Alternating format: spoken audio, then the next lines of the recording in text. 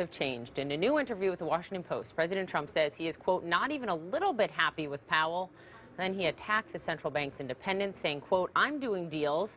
I'm not being accommodated by the Fed. They're making a mistake because I have a gut, and my gut tells me more sometimes than anybody else's brain can ever tell me. Point of fact here, it is not the Fed's job to accommodate the president. The Fed is an independent body. It has two mandates, price stability and full employment. With me now, former economic advisor to the Trump campaign and CNN senior economic analyst Stephen Moore. Good morning to you, sir. Hi, Poppy. Also the author of a great, interesting new book, Trumponomics. Look, there's a reason, Stephen, that the Fed is independent and apolitical.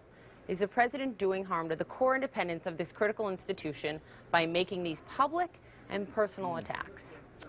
Well, I think it's a little too personal for my taste, but there's no question. Look, you're exactly right. Donald Trump appointed Jerome Powell a little over a year ago, so he's his own appointment. And if he has anyone to blame, it's himself if he doesn't like what Jerome Powell is doing. Wait, pause there. You just said, former advisor to the president on all things economy, it is the president's own fault here if he doesn't like Jerome Powell, well, right? He made the appointment, and now Powell is not pursuing the policies that he would have liked to see put in place. So here's the issue, though, I think. Is the president right that the Fed is making a mistake? I happen to agree with Donald Trump on this. I do believe that the Fed has been way too tight. They're raising interest rates way too quickly. You mentioned their mandate. By the way, one of the problems that the Fed has is this dual mandate. It should not have the mandate of getting to full employment. The way you get to full employment is by having price stability. And as I look at the data right now, if you look at what's happening with the price of oil, the price of commodities like corn and copper and wheat, those are falling in price, which is an indication that we actually have slight deflation, not inflation. The Fed is pulling money out of the economy at a time when we actually need to be feeding the economy with money so that it can continue to grow.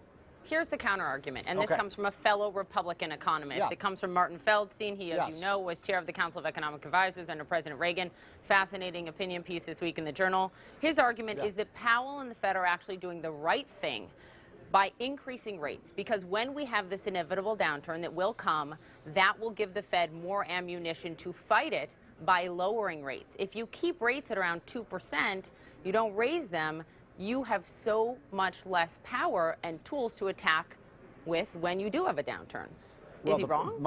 Look, I have nothing but respect for Marty Feldstein. He's a very smart guy. But I think he's wrong on this. If you look at the data on what's happening to prices, they're not rising. In other words, there's this kind of view at the Fed that is very prevalent, and I think that Jerome Powell shares this idea that somehow strong economic growth like we've had over the last year and a half or so is going to cause inflation. No, that's completely wrong. When you have a strong economy, you're producing more goods and services, prices fall. Look, inflation is not rising as rapidly as some may have expected, but you have PCE inflation up 2.1. It's at 2.2%, up from 1.1% 5 years ago. So it is rising. I do hear your argument, but more on what the president said, okay? Because he continued in this Washington Post interview to say, quote, I think the Fed is a much bigger problem than China. Steve, you said on November 16th, we are in a Cold War with China right now. Is the president right that the Fed is a greater risk to the American people than China stealing our intellectual property? Well, I don't know if I'd agree with the president on that. I do think the Fed is a problem. I think the Fed is taking a lot of the steam out of the economy right now. But look, more than China?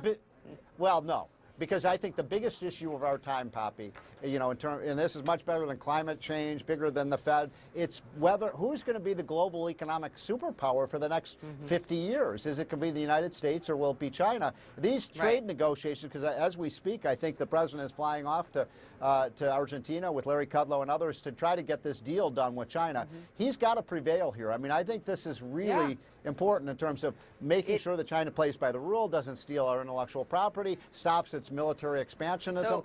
That is the biggest issue. So I guess I would disagree with Trump, but I think they're both problems. It seems weird, though, then to message to Xi in a public interview that you think your own Fed is a bigger problem than his government. But okay, this aside, we have 30 seconds left. General Motors closing 5 plants, cutting 15% of its staff. The president says he's now looking at cutting all subsidies for General Motors.